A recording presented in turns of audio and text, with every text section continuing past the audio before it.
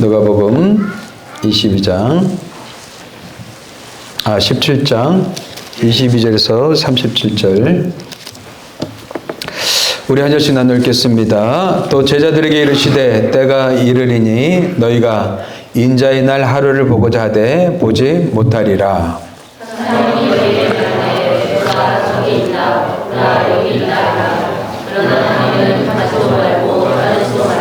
번개가 하늘 아래 이쪽에서 번쩍이어 하늘 아래 저쪽까지 비친 같이 인자도 자기 날에 그러하리라.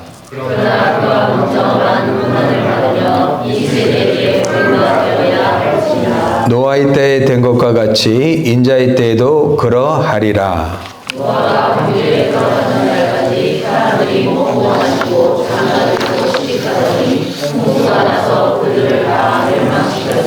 또 롯의 때와 같으리니 사람들이 먹고 마시고 사고 팔고 심고 집을 짓더니 롯이 소돔에서 나가던 날에 하늘로부터 불과 유명이 유효하여 그들을 멸망시켰느니라. 인자가 나타나는 날에도 이러하리라.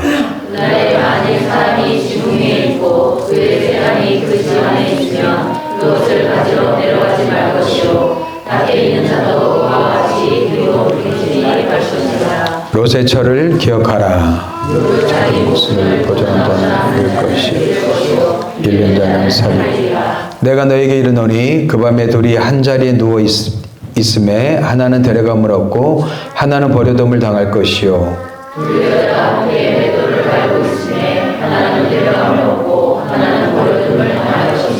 30절자 같이 읽겠습니다. 그들이 대답하여 이르되 주여 어디 오니이까? 이르시되 죽음 있는 곳에는 독수리가 모이느니라 하시니라. 아멘. 누가복음 18장 1절에서 8절까지는 강청 기도로 유명하다고 그랬죠. 예, 그래서 하나님 앞에 강청하고 떼쓰고 끈질기게 간절하게 기도하면 하나님 들어주신다. 많은 사람들이 이 기도에 대한 이런 오해를 하고 있습니다. 그러나 누가복음 18장의 말씀은 배경이 17장에서부터 시작한다고 그랬어요. 그래서 우리는 성경을 항상 읽을 때 문맥을 여러분들 잘 보셔야 됩니다. 문맥 없는 말씀이 없기 때문에 그래요. 그래서 따로따로 보는 것이 아니라 문맥을 통하여서 하나님의 말씀이 어떤 의미인지 우리가 잘 살펴야 될 줄 믿습니다. 그래서 우리는 지난주에 하나님 나라의 현재성, 먼저 바리새인들의 질문에서 시작했다고 그랬죠. 예, 바리새인들이 예수님께 이런 질문을 했어요. 하나님 나라가 어느 때에 임합니까? 그때 언제 임합니까? 때를 물었단 말이죠. 근데 예수님께서 답변은 뭐예요? 하나님의 나라는 너희 가운데 있다. 하나님은 이미 도래했다. 이미 하나님 나라가 왔다. 왜 그래요? 하나님 나라의 왕은 누구이셔요? 예수님이죠. 예수님이 이 땅에 이미 오셨어요. 오심으로 하나님 나라가 어떻게 해요? 시작된 거예요. 하지만 아직 완성됐어요? 안 됐어요? 안 됐어요. 그래서 오늘 말씀이 하나님 나라 완성될 때 어떤 모습일 것인가를 얘기해 주고 있단 말이에요. 그게 바로 하나님 나라 완성이 바로 인자의 날이에요. 예수님이 이 땅 가운데 다시 재림하시는 날, 그날이 바로 인자의 날이란 말이에요. 성경에서 인자가 누구라고 그랬어요? 예수님이죠. 예수님의 날. 그래서 예수님이 오시면서부터 예수님이 다시 오시는 재림 때까지 날을 인자의 날이라고 그래요. 그래서 수많은 인자의 날들 중 하루, 인자의 날들 중 하루가 바로 예수님이 재림하시는 날이에요. 그래서 하나님 나라가 이렇게 완성될 것이다. 마지막 때 이런 모습이 나타날 것이다. 라고 나타나는 게 지금 오늘 읽은 말씀들이에요. 예. 그래서 그때는 노아의 때와 같고 롯의 때처럼 같을 것이고 갑작스럽게 나타날 것이고 그 다음에 구원받은 백성과 구원받지 못한 백성이 분리가 일어날 거예요. 그리고 피할 수 없는 심판이 임하겠다는 것이죠. 이게 오늘 말씀의 핵심 내용이에요. 그리고 나서 어떻게 해요? 그렇다면 예수님이 이 땅에 오셨어요. 다시 오실 거예요. 그 사이를 살아가는 오늘 지금 우리는 어떠한 모습과 자세로 살아가야 되겠습니까? 그게 바로 18장 내용이란 말이에요. 그래서 기도는 뭐예요? 응답받기 위한 수단이 아니라 하나님의 종말을 기다리는 믿음 있는 사람들의 자세고 태도란 말이죠. 그래서 기도는 뭐라고 그랬어요? 하나님을 설득하는 행위가 아닙니다. 기도는요, 하나님이 오신다는 사실을 믿고 하나님을 즐거워하고 하나님 안에서 기뻐하고 하나님을 누리는 것. 이걸 향유라고 그랬죠? 예, 하나님을 향유하는 게 기도라고 그랬어요. 여러분들, 사람과 사람 사이에 서로 대화하는 게 즐겁고 기뻐야 되잖아요. 마찬가지로 우리 하나님께 나아가는 그 과정들이 기쁘고 즐거워야 돼요. 지난주에는 여러 목사님들을 많이 만났습니다. 그런데 정말 목사님 한 분이 저하고 이제 교제하신 분이 계시는데 그분을 만나면 기뻐요. 즐거워요. 왜냐하면 세상적인 이야기를 하지 않기 때문에 그래. 교회 사이즈가 어떻고 교회 재정이 어떻고 성도가 어떻고 이게 아니라 하나님의 임재를 사모하는 거예요. 하나님의 사랑을 더 갈망하고 하나님의 은혜를 갈망하는 그 모습 속에서 같이 서로 화답하면서 그분이 몰랐던 걸 제가 가르쳐주고 또 내가 몰랐던 그분이라고 같이 교제하면서 이게 시너지 효과가 일어나는 거예요. 그리고 만나면 즐거운 사람이 있어요. 기쁜 사람이 있어요. 근데 만나면 에너지가 빠지는 사람들이 있단 말이에요. 쓸데없는 얘기로. 세상 사람들 만나면 거의 쓸데없는 얘기 아니겠어요? 예. 헛된 얘기 아니겠어요? 다가오지 못할 미래도, 내일도 알지 못하는 사람들이 미래를 준비하고 미래에 대해서 얘기하고 걱정하고 근심하고 늘 그냥 세상 살면요, 염려, 걱정, 근심, 예. 또 서로 비교하면서 또 마음이 또 우울해지고 세상 사람들이 이렇게 살아가고 있어요. 그런데 하나님은 우리가 재림을 기다리는, 예수님의 다시 오심을 기다리는 주의 백성들이 하루하루 즐거워하고 기뻐하면서 하나님 안에서 우리가 행복하게 살길 원하신단 말이에요. 그래서 18장의 내용은 어떻게 살아가야 될 것인가에 대해서 얘기하고 있는 거예요. 그 답변이 뭐예요? 항상 기도하고 낙심하지 말아라. 예, 항상 기도하고 낙심하지 마. 그래서 기도는 하나님을 이용하는 수단이 아니라 하나님을 향유하는, 예, 하나님과 깊은 영적 교제를 나누는 시간들이에요. 여러분들 왜 인생 가운데 고난을 주시는지 아십니까? 우리가 진지하지 않기 때문에 그래요. 영혼에 대해서는 여러분들 진지하셔야 돼요. 일상의 삶은 우리가 즐겁고 행복하게 살아가지만 우리의 영혼에 관해서는 여러분들 진지하게 삶을 대면하셔야 돼요. 나는 하나님을 사랑하고 있는가? 나는 정말 구원받았는가? 나는 예수님을 사랑하고 예수님이 다시 오실 날을 기다리고 있는가? 이런 질문들을 해야 되는데 우리는 그런 질문들을 하지 않아요. 근데 여러분들 인생의 고난을 만나면 어떻습니까? 고난이 우리를 진지하게 만들어준단 말이에요. 고난이 우리를 어떻게 해요? 우리 자신을 살피고 성찰하고 돌아보게 한단 말이죠. 그렇지 않게 되면 사람들은 어떻게 해요? 너무 가볍게 살아가는 거예요. 참을 수 없는 존재의 가벼움이라는 책이 있죠? 그 현대인들은 너무나 가볍게 살아가고 있어요. 그럼 뭐예요? 그냥 먹고 마시고만 살아간다는 거예요. 인생에 대한, 삶에 대한 고민과 생각과 성찰과 반성 이런 것이 전혀 없다는 거예요. 그러면 여러분들 짐승과 다른 게 뭐가 있어요? 짐승은 먹고 자고 싸고 배부르고 그러면 끝이잖아요. 우리 인생도 똑같이 그렇게 먹고 자고 싸고 배부르다면 그거로 만족한다면 이 짐승과 다른 게 뭐가 있어요? 하나님이 인간에게 사유하는, 생각하는 그 기능과 능력을 주셨단 말이에요.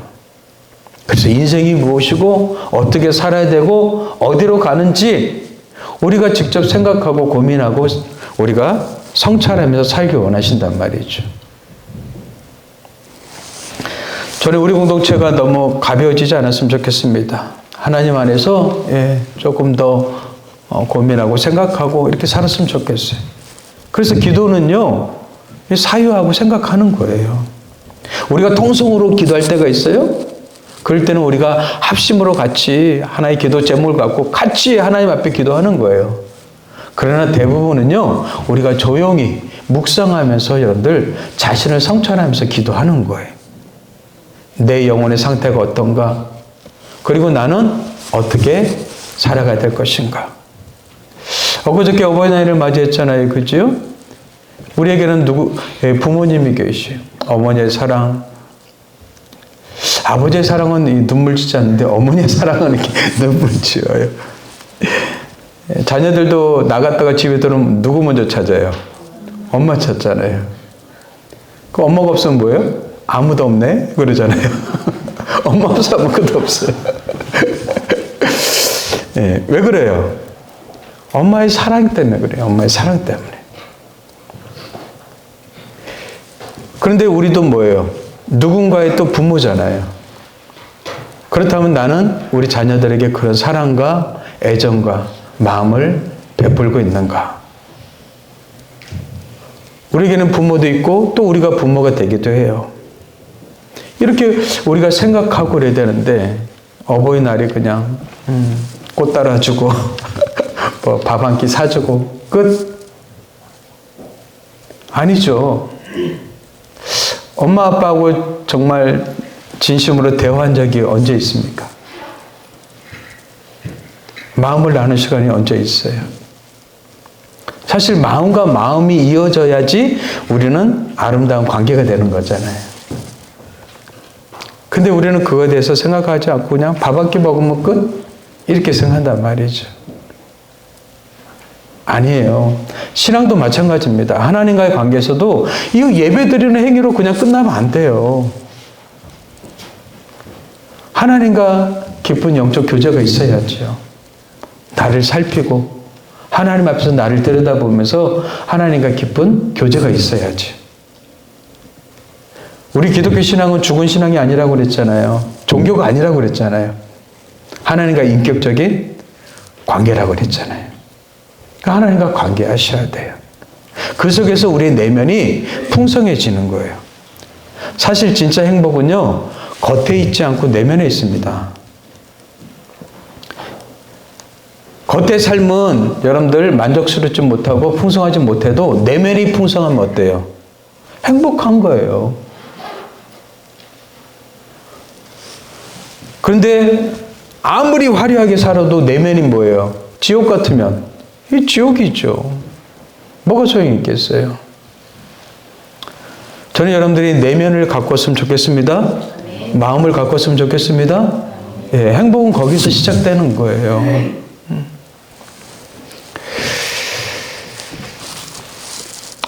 그럼에도 불구하고 우리는 하나님의 나라를 소망하고 기대하면서 지금 살아가고 있죠. 근데 우리에게도 궁금한 점이 있어요. 예수님이 언제 오실까? 언제 오실까? 근데 예수님께서 지금 22절에 이렇게 얘기하고 있습니다. 지금 바리새인들과 먼저 대화를 했다고 그랬죠? 근데 바리새인들에게 하나님 나라는 너희에게 있다 하고 말씀하시고 난 다음에 그 바리새인들의 반응이 없어요. 근데 예수님이 갑자기 제자들에게 이렇게 말씀하시는 거예요. 때가 이르리니 너희가 인자의 날 하루를 보고자 하되. 인자의 날, 여기서 원어는 날들이에요. 인자의 날들 중 하루. 인자의 날들 중 하루. 그게 바로 뭐예요? 재림의 때란 말이에요. 재림의 때를 보고자 하되 보지 못하리라.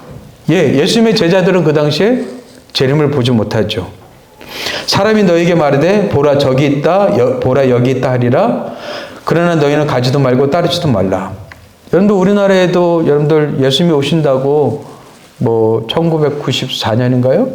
10월 31일인가 그때 예수님 오신다고 난리가 났었잖아요. 그죠? 근데 여기 있다 저기 있다 해도 가지 말래요. 그 사람들이 성경을 똑바로 읽었다면 따라갔을까요? 안 따라갔죠. 그럼 우리는 믿되 여러분들 덮어놓고 믿으면 안 된단 말이에요. 무턱대고 믿으면 안 돼요. 성경을 여러분들 읽으면서 믿으셔야 돼. 아멘? 예. 성경을 알고 믿어야 된단 말이에요. 번개가 하늘 아래 이쪽에서 번쩍이요 하늘 아래 저쪽까지 비침같이 인자도 자기 날에 그러하리라. 예, 번개가 여러분들 하늘에서 번쩍이면 사방에서 다 보이죠. 그죠? 예수님의 오심도 어떻게 해요? 이렇게 모든 사람들에게 공개적으로 임하신다는 거예요. 은밀하게 임하지 않는단 말이에요. 근데 많은 잘못된 종말론이 예수님이 은밀하게 임한다고 생각하고 있어요. 오늘 본문에 그런 내용들이 많이 담겨져 있습니다. 많은 사람들이 말씀에 대한 오해를 하기 때문에 그래요. 예. 예수님이 오실 때는 여러분들 공개적으로 임하시는 거예요. 그러나 25절은 뭐라고 그래요? 그가 먼저 많은 고난을 받으며 이 세대에게 버림받아야 할지니라. 많은 고난을 받고 이 세대에게 버림받는 게 뭐예요? 십자가 사건이죠. 예수님의 십자가 사건을 통해서 인류의 모든 죄를 용서하시고 구원하시는 계획을 삼는 거잖아요. 이미 십자가 사건은 우리에게는 일어난 거죠. 그죠? 누구든지 예수 그리스도의 십자가를 믿고 예수 그리스도의 그 사랑을 우리가 믿으면 누구든지 구원받고 하나님의 자녀가 되는 권세를 얻게 되죠. 이게 예수님이 이루신 업적이에요. 예수님이 이루신 업적. 예. 너무 쉽고 너무 간단해요. 근데 사람들이 안 믿어져요. 못 믿어요. 그래서 여러분들 믿어지는 게 여러분들 은혜라고 그랬잖아요. 그죠?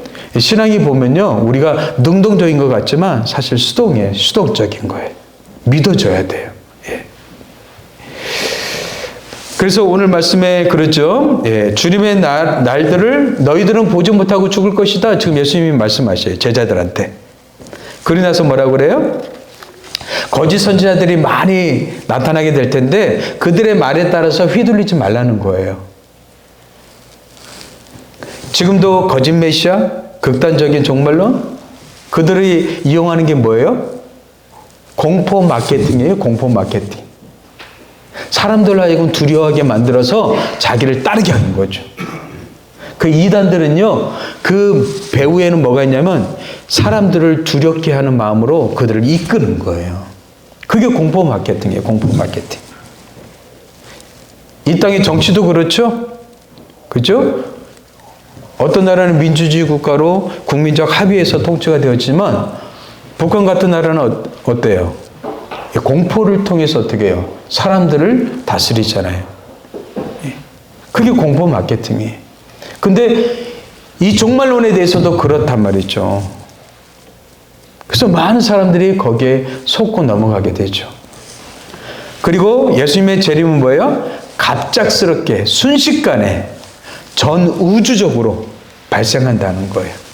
특정 지역만의 사건이 아니라 비밀스럽지도 않아요.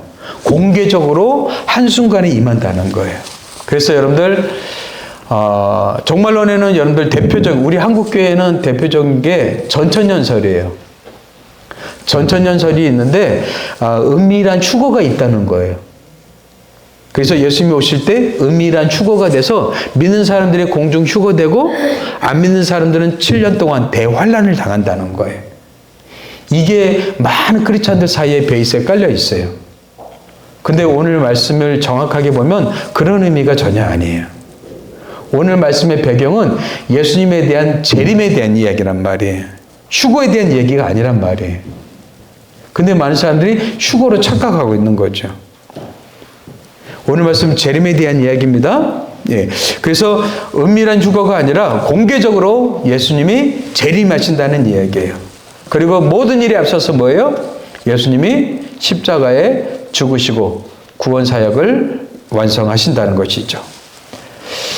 그 구원 사역을 통해서 이제 삼위일체 하나님은 성부 하나님, 성자 하나님, 성자 예수님, 그리고 성령 하나님, 이 삼위일체 하나님은 우리를 어떻게 해요? 통치하고 다스리시는 거예요.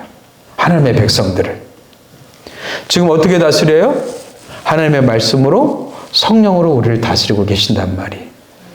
그래서 우리는 말씀을 가까이 하고 어떻게 해요? 성령님을 우리가 의식하면서 성령님과 교제하는 그런 훈련을 하는 것이죠. 그래서 예수님 말씀하시는 것은 언제 오느냐가 아니라 어떻게 기다리느냐예요.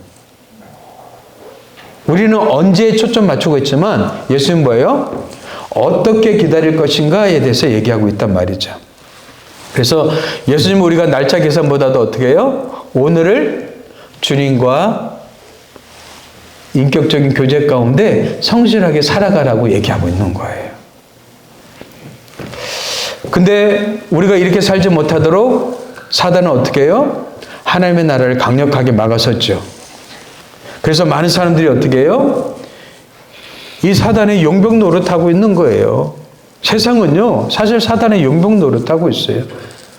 그래서 사람들이 복음을 거부하게 만듭니다. 오늘 문화를 보세요. 복음을 듣지 못하게 하고 거부하게 하고 농담처럼 여기게 만든단 말이죠. 하나님의 이 위대하신 이 말씀을 어떻게 해요? 그냥 가볍게 농담처럼 이렇게 여기게 만든단 말이죠. 그 듣지 못하게 만드는 거예요. 듣지 못하게. 그 예수님의 재림의 경고도 어떻게 해요? 무시하는 거죠. 그런 일이? 그런 일이? 근데 여러분들 성경에 보면 어때요? 노아 시대 때가 그랬단 말이에요. 노아 시대 때가요. 노아 시대 때 어떻게 했어요? 하나님은 노아를 통해서 이 땅을 심판할 것을 예고하셨죠? 그러면서 거의 방주를 짓는데 100에서 120년이라고 그래요. 그것도 방주를 어디다 지어요? 산에다 지어요. 산꼭대기에다 지어요. 아니 배를 지으면 바다에다 지어야지 산꼭대기에다 지어요? 그러니까 사람들이 전부 다 뭐라고 그래요? 미쳤다, 돌았다. 저 노인네가 정말 제정신이 아니다. 이렇게 말하는 거죠. 근데 노아는 어떻게 했어요? 하나님이 들려주신 약속의 말씀이 있기 때문에 그 말씀을 붙들고 어떻게 했어요? 10년, 20년, 30년, 40년? 실망하고 낙심하지 않고 계속해서 어떻게 해요? 방주를 짓는 거예요. 어마어마한 방주를요. 그 방주 크기가 여러분들 축구장만 하다고 그러잖아요. 근데 8명이 그걸 갖고 지었어요. 그거 하루아침에 지을 수 있어요? 없지요. 그 엄청난 여러분들 배를 8명이 지었단 말이에요. 근데 사람들은 뭐예요? 그걸 보면서 다 조롱하고 미쳤다, 제정신이 아니다 이렇게 하는 거죠. 지금 시대도 똑같은 거예요.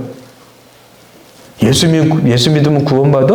뭐 예수님이 재림하신다고? 예수님이 이 땅에 다시 오신다고? 미친 거 아니야? 야, 요즘처럼 살기 좋은 세상이 어디 있어? 우리나라는 너무나 살기 좋잖아요. 돈만 있으면 그냥 어디든지 가고 먹고 싶은 거 다 먹고 보고 싶은 데 다 보고 이렇게 살아가잖아요. 그 예수님에 대한 재림을 기대할 수 있겠어요?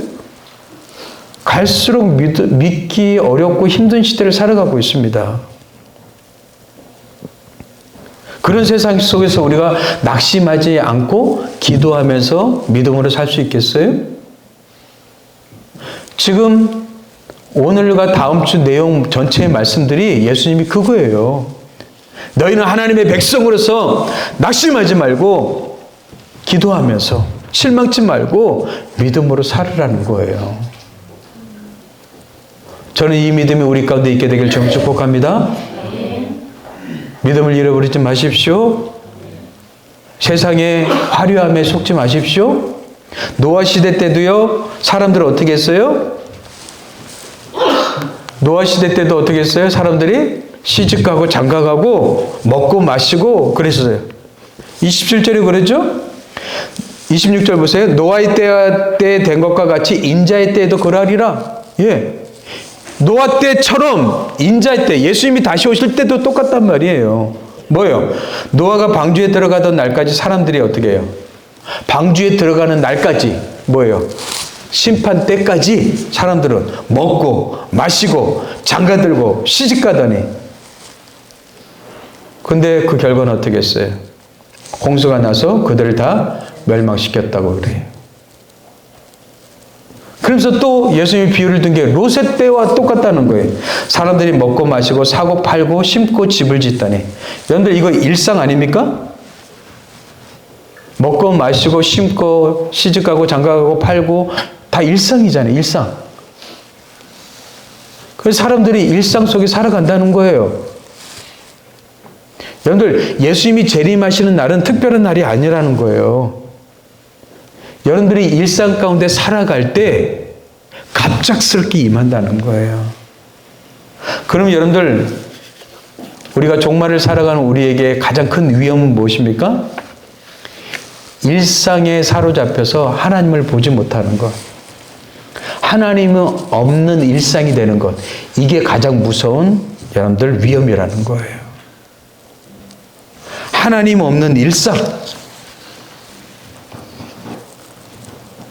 여러분들 기도하고 낙심하지 말라는 것은 뭐예요? 하나님을 기억하라는 거잖아요. 너희 일상 속에 하나님을 기억하고 하나님을 생각하면서 살라는 거예요. 근데 세상은 어떻게 해요? 우리가 일상을 살아가지만 하나님을 기억하지 못하게 하고 하나님이 없게 살아가도록 우리를 만든단 말이죠. 그래서 여러분들 가장 무서운 것은 평범한 일상인 거예요. 먹고 마시고 그냥 살아가고 시집가고 장가가고 거기에 빠져있다 보면 우리는 뭐예요? 영혼을 놓치게 된단 말이죠.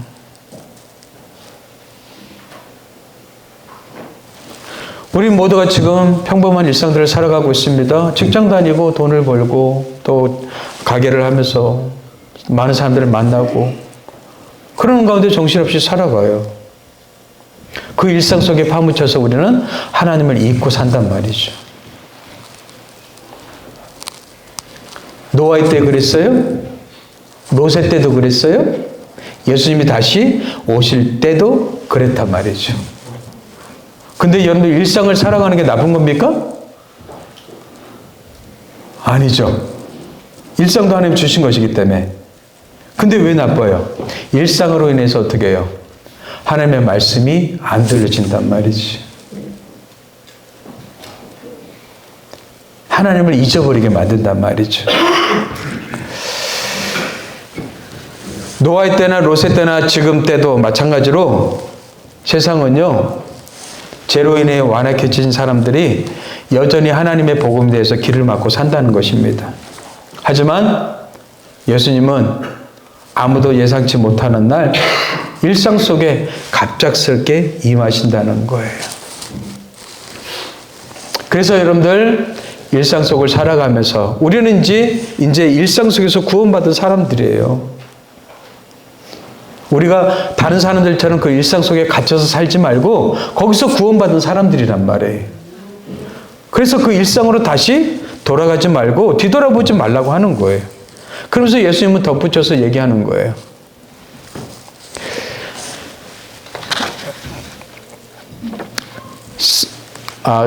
세 번째, 롯의 아내를 기억하라고 그날 얘기하시죠. 31절 보세요. 그날에 만일 사람이 지붕 위에 있고 그의 사관이 그의 집안에 있으며 그것을 가지러 내려가지 말 것이며 밭에 있는 자도 그와 같이 뒤로 돌이키지 말 것이니라 하면서 돌이키지 말라고 얘기하고 있어요. 이거는 여러분들 많은 사람들이 지금 31절에서 36절까지 이거를 누구는 데려감을 당하고 누구는 버려둠을 당하고 누구는 데려감을 당하고 누구는 버려둠을 당하고 여러분들 37절 말씀은 없음으로 나오죠. 근데 그 옛날 거기 어떤 책에는 그 기록된 책이 있어요. 그 기록된 내용에도 똑같아요. 두 사람이 밭에 있으면 하나는 데려감을 당하고 하나는 버려둠을 당할 것이요. 그래서 데려감과 버려둠을 당한 것이다. 그래서 이것을 휴거라고 생각하는 거예요. 여러분들 지금 예수님은 뭐에 대해서 얘기하고 있어요? 재림에 대해서 얘기하고 있어요. 그죠? 근데 이것만 딸랑 뛰어갖고 휴거라고 이렇게 얘기하고 있단 말이에요. 이것도 여러분들 문맥을 잘못 보는 거죠. 이거는 휴거 이야기가 아니라 뭐예요? 재림 이야기라는 재림 이야기. 근데 예수님 재림하실 때 어떻게 해요? 어떤 사람은 데려감을 당하고 어떤 사람은 버려둠을 당해요. 근데 여러분들 데려감과 버려둠에서 많은 신학자들의 갈등과 옥신각신이 있었어요. 그 데려가는 게 좋은가? 아니면 버려두는 게 좋은가? 여러분들 버려둠이 좀 부정적이죠? 그죠? 예수님 오실 때 데려가는 게 좋을 것 같죠? 근데 여러분들 노아 때 보세요. 노아 때는 여러분들 데려감을 당하는 게 뭐예요? 사람들은 물로 인해서 심판해서 죽잖아요. 데려감을 당한다는 건 뭐예요? 하나님께서 이제 완전 분리되는 거죠. 죽음이니까. 그게 더 나쁜 거 아니에요? 남아있는 자가 살아있는 거 아니에요? 그죠? 예. 이 비유는 여러분들 데려가는 게 좋고 버려두는 게 나쁘다 이런 의미가 아니에요. 어떤 의미예요? 분리가 일어난다는 거예요. 분리가. 예수님이 재림하신 날 완전한 분리가 일어난다는 거예요. 어떤 분리? 구원받는 자와 구원받지 못하는 자. 노아 때 그랬죠?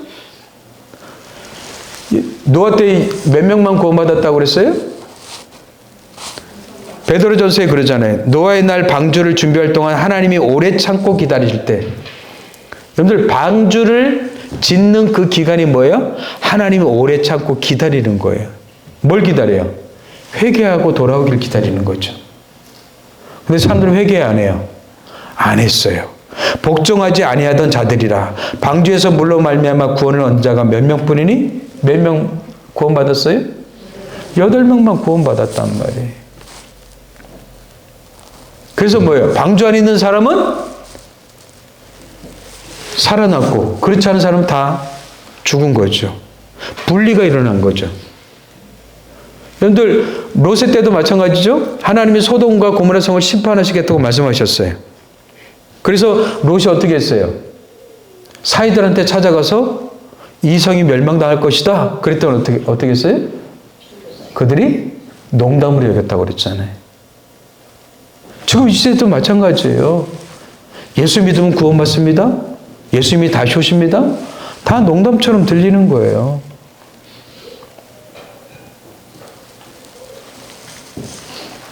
하지만 갑작스럽게 임한 주님의 재림은 뭐예요? 이제 분리가 일어난단 말이죠. 분리. 그때는 이제 완전한 분리죠. 완전한 분리. 데려간과 버려둠은 어떤 상태인지는 정확히 모르겠어요. 하지만 그 안에서 분리가 일어난다는 거예요. 어떤 분리? 구원받는 자와 구원받지 못하는 자. 예수님의 재림은 전 우주적 사건입니다. 모든 사람들이 볼 수 있고, 여러분들 지구를 생각해 보세요. 지금 우리는 낮이지만 지구 반대편은 뭐예요? 밤이잖아요. 어떤 사람이 밤에 임할 수도 있고 어떤 사람은 낮에 임할 수도 있어요. 낮에 일하는 사람 가운데 임할 수도 있고 잠잘 때 임할 수도 있단 말이죠. 하지만 모든 사람들이 다 알아볼 수 있도록 재림이 임한다는 것이죠. 그래서 예수를 믿는 하나님의 백성들은 구원을 받을 것이고 그렇지 못한 백성들은 심판을 받게 되겠죠. 그러면서 이 심판 때 뭐예요? 돌아보지 말라는 거예요. 그러면서 롯의 아내를 기억하라고 얘기하고 있어요. 롯의 아내는 왜 뒤돌아봤을까요? 호기심 때문에? 예, 그 마음속에 미련과 집착이 이것을 내려놓지 못했기 때문에. 어쩌면 우리 기독교 크리스찬들 중에 수많은 사람들이 롯의 아내 같을 거예요. 신앙하면서 우리는 하나님을 믿으면서도 여전히 세상에 대한 미련과 집착을 내려놓지 못했기 때문에. 진짜 문제는 무엇입니까? 세상 속에 사는 것이 아니라 세상이 우리 안에 있는 거예요. 세상이 내 안에 있으니까. 세상이 있다는 말은 뭐예요? 내 안에 욕심과 탐욕과 탐심이 여전히 우리 안에 있다는 거죠. 그러다 보니까 우리는 내려놓지 못하는 것이죠. 우리는 위대한 말씀들을 너무나 잘 알고 있죠. 세례 요한이 하는 것처럼 나는 쇠하여야겠고 그는 흥하여야 되겠다. 사도 바울이 한 것처럼 나는 죽고 예수가 살고. 여러분들 우리 안에 내가 죽어야지 예수가 산다는 걸 우리는 알고 있어요. 그런데 우리는 이 위대하신 말씀 앞에서 우리는 전혀 반응하지 않죠. 여전히 내가 살아있고 세상이 살아있고 내 자아가 살아있죠. 제가 그랬죠. 신앙은요. 처음은 쉽지만 갈수록 더 깊어지고 어려워진다고요. 여러분들이 성장하기 위해서는 기품이 있어요. 어려워요. 제가 그랬잖아요. 오래 믿을수록 점점 힘들어진다고요. 말씀이 옛날에는 그냥 지식으로 와닿았는데 이제는 뭐예요?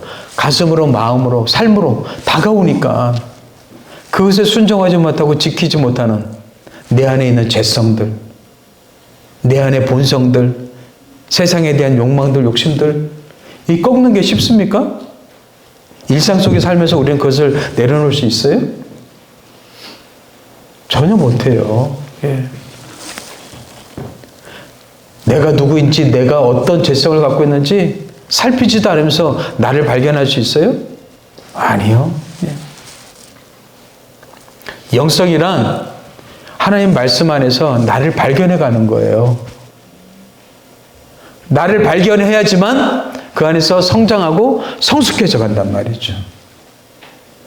근데 자아를 발견할 수 있는 시간이 없어요. 왜? 자기를 들여다볼 수 있는 시간이 없거든요. 더군다나 우리나라는 더해요. 지연이하고 일주일에 두세 번을 이렇게 페이스톡하고 이렇게 카톡을 하게 되는데 거기 일상의 삶들을 이렇게 보여주더라고요. 어쩌면 그렇게 한가롭고 여유롭고 막 그렇게 사는지요. 근데 우리나라는 어때요? 바빠요. 막. 유치원생도 바빠요. 막. 어린이집 갔다 오자마자 또 학원을 가야 되고 또 엄마, 아빠 전부 다 바빠요. 바빠. 얼마나 바쁘게 사는지 모르겠어요. 여러분들 그런 시간에 자기를 들여다보는 시간이 있으셔요? 자기를 성찰할 시간이 있으셔요? 없단 말이죠. 그게 여러분들 세상이 우리 안에 들어와서 사는 거예요. 그래서 제가 그랬잖아요. 잠시 멈추라고요. 너무 바쁘게 살지 마세요. 세상 사람들처럼. 여러분들 바쁘게 산다는 것은 결국 뭐예요? 다 욕망과 돈을 위해서 사는 거 아니겠어요? 잠시 멈추라고 그랬잖아요. 고독의 시간을 가지라고 그랬잖아요. 그 시간 없이는 절대 우리는 성장할 수가 없고 주님을 깊이 만날 수가 없어요. 그러다가 우리가 갑작스럽게 주님이 오신다면 어떻게 되겠어요? 평범한 일상이 위기가 되는 거죠. 여러분들 일상 때문에 영혼을 잃어버리지 않게 되길 바랍니다. 우리 안에 영혼이 살고 있어야 돼요. 영혼은 하나님의 시간이죠. 하나님의 시간이 있다는 것은 하나님이 내 안에 계시다는 거예요. 우리가 하나님 안에 있을 때 영혼이 사는 거지 하나님이 없으면 잠시 잠깐이죠. 그래서 여러분들 세상 사람들은요 인생 살고 나서 보니까 잠시 잠깐 사는 거예요. 근데 우리 크리스찬은 다르단 말이죠. 하나님이 우리 안에 계시기 때문에 잠시 잠깐이 아니라 뭐예요? 영원을 사는 거예요. 오늘도 영혼을 살고 영혼이란 뭐예요? 하나님의 생명으로 사는 거죠. 내 생명으로 사는 게 아니라 세상 사람들은 자기 생명, 제한된 생명으로 살고 있어요.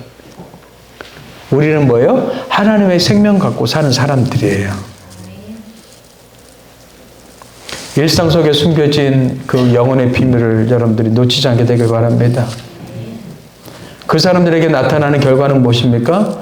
그 다음에 피할 수 없는 심판이 일어나요. 마지막 30절 읽겠습니다. 시작.